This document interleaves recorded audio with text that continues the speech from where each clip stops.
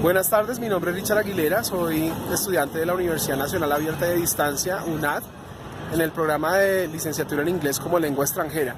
Me encuentro en este momento en la localidad séptima de Bosa, más exactamente estamos en la plaza principal, la plaza fundacional de Bosa, y me encuentro con mi amigo Alexander Cubillos, y queremos hacer un trabajo, una exposición con Alexander, que es músico graduado de la Universidad Pedagógica de Bogotá, trabajando como profesor en diferentes colegios, y pues a él es la persona que he elegido para poder hacer estas preguntas y está quien sabe de algunas de las preguntas. Quiero presentarles a Alexander. Alexander. Hola, mucho gusto. Bueno, Alexander, para ir puntualmente al tema que yo había tratado contigo, quisiera preguntarte específicamente acerca de los ritmos de la música de la región en la que nosotros pertenecemos y digamos específicamente considerar si esos ritmos y esa música que nosotros tenemos tiene un altísimo valor dentro de nuestra tradición en Colombia o en la región en la que estamos. Bien, por lo general uno clasifica las músicas o están clasificadas las músicas por, así como las regiones naturales, región andina, región orinoquía, en fin. En donde nos encontramos específicamente en la sabana de Bogotá, ¿cierto? Hace parte de todo este ejercicio. Esta parte era muisca, entonces las músicas y lo que se ha encontrado, los hallazgos que se han encontrado son, uno, por ejemplo, la percusión se hacía con piedras, en esta parte se hacía con piedras y con troncos, y se encontraban tubos huecos y los silbaban, asemejaban los pájaros con ellos. Okay. Instrumentos armónicos como la guitarra no existían porque eso llegó luego de la invasión. Instrumentos percutivos ya con membrana no existían. Insisto, las percusiones eran piedras chocadas o a los troncos, y lo melódico era obviamente la voz y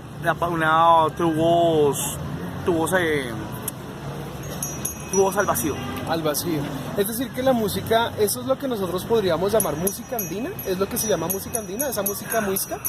Puede ser música, sí, de los Andes, porque es que lo que sucede es que también dicen que música andina es con las zampoñas, con los rondadores, o aquí le dicen capadores, con charangos, con guitarras, bombos. Hace parte de toda esa, como esa mixtura española y también andina latinoamericana. Pero en este lugar donde nos encontramos es el que te digo, son piedras chocadas y huesos, también utilizaban los huesos de los venados que estaban acá. Es más, por ejemplo, si ubicas la cámara, bueno, detrás de la concha acústica, no, allí mira, acá. Allí vas a encontrar la Casa Agata, y la Casa Agata es del Cabildo Muisca de Bosa, y allá hacen encuentros de música.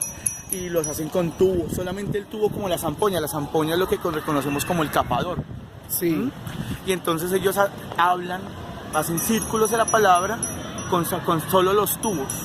Desbaratan la zampoña y le hacen tan solo con los tubos. O sea que esos instrumentos musicales como la guitarra, la tambora, o bueno, la tambora creo que no hace parte de la música andina, ¿o sí? Sí, la tambora, ¿sí? Pero le llaman bombo. Bombo. O sea, tambora dícese de un vaso, bien, ¿sí? Una caneca con unos parches amarrados. Okay. Eso es. El charango, la guitarra, ¿vienen de dónde? Charango es la mofa de los bolivianos hacia la guitarra. Si su merced siempre escucha el charango primero es una guitarra así de pequeña, ¿sí? de 10 cuerdas. Sí, de 10 cuerdas, y siempre la pasas trinando, te la pasas carcajeando, como si se estuviese burlando de la guitarra. O sea que podemos decir que todavía hay un poco de esa tradición muisca que se esté trabajando en este momento en la localidad. En la localidad. En la localidad, sí, y aparte de eso hay muchos proyectos, no muchos, hay varios proyectos en la localidad y a nivel distrital con la comunidad, por ejemplo, de los muiscas. ¿Y crees tú, Alex, que hay personas interesadas en rescatar este tipo de tradiciones musicales? Sí, hay muchas. Lo que pasa es que uno tiende a desconocer. Yo no soy tan pesimista, más bien es la idea, como mi idea. Existen muchas personas que aún hacen música andina de la que reconocemos, charango, en el formato charango, guitarra, zampoña, quena. Existen cantidades. Lo que pasa es que son inmersos en su nicho. No son públicos, no son tan públicos. Por ejemplo, insisto, con la Casa Gata. La Casa Gata es un trabajo por ejemplo, de tejido, de música, y son son anónimos dentro de la localidad. Existen, por ejemplo, en los colegios la gran mayoría de colegios privados manejan ese formático. Aparte de la base de rock y el del rockcito, manejan la quena, manejan la zampoña, pero no son comerciales, es la diferencia. Esta música, la música que nosotros conocemos como esa música tradicional, que ya tú nos das una luz para entender un poco de que, por ejemplo, la música que conocemos como música andina no es necesariamente propia de esta región, sino que es como una mezcla de instrumentos, de tradiciones, de culturas españolas, de otras partes. Total.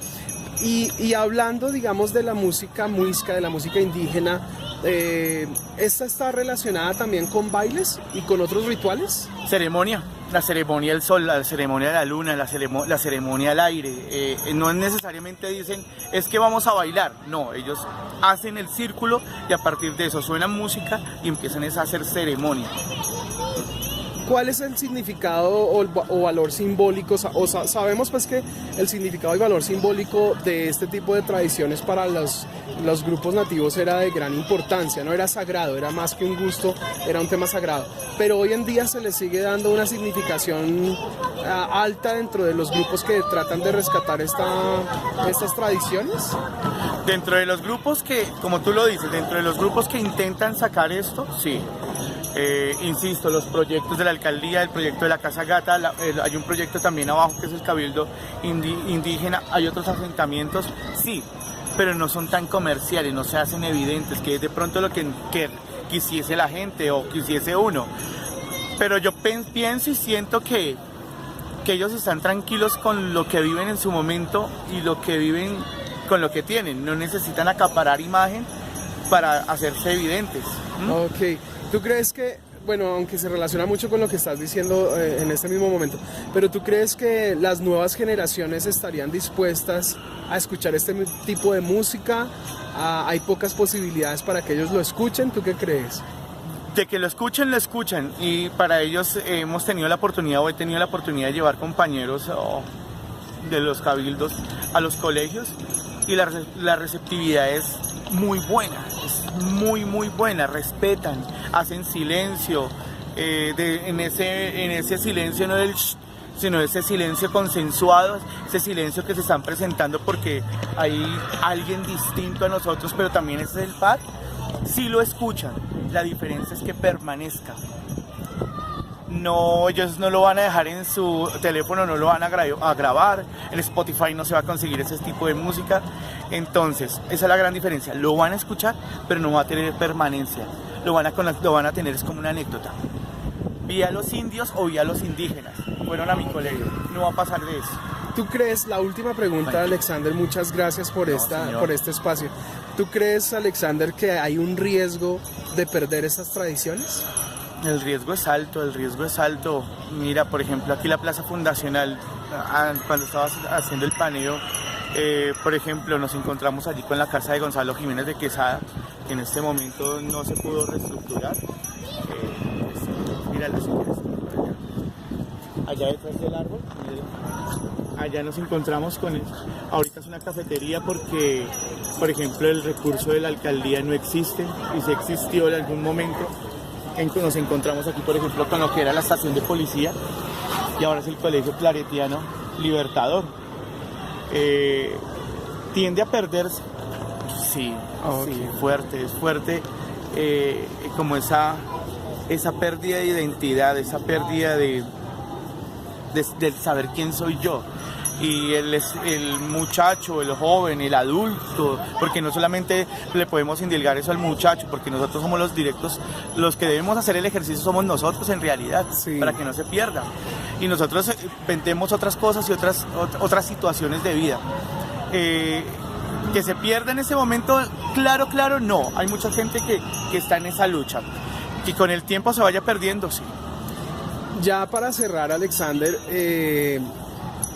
¿tú crees que tú como músico, como profesor, como docente, que haces un trabajo también en el rescate y en el trabajo de estas tradiciones, de digamos como de estos valores musicales y ancestrales, ¿tú crees que hay otros como tú haciendo este mismo trabajo?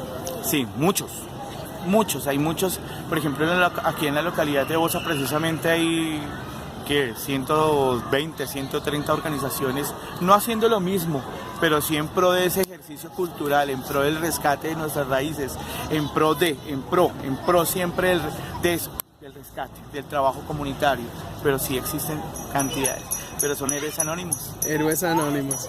Bueno, queremos agradecer a Alexander, aquí Richard Aguilera y Alexander Cubillos, desde la localidad séptima de Bosa, transmitiendo esta información y esperando que esta información vaya más allá de simplemente presentar una tarea para el curso de antropología, sino para que tenga incidencia en el pensamiento de las personas que puedan ver este video a través de YouTube. Pues va a ser publicado ahí y pues muchas gracias, Alexander, por este momento. Gracias a su merced. Bueno.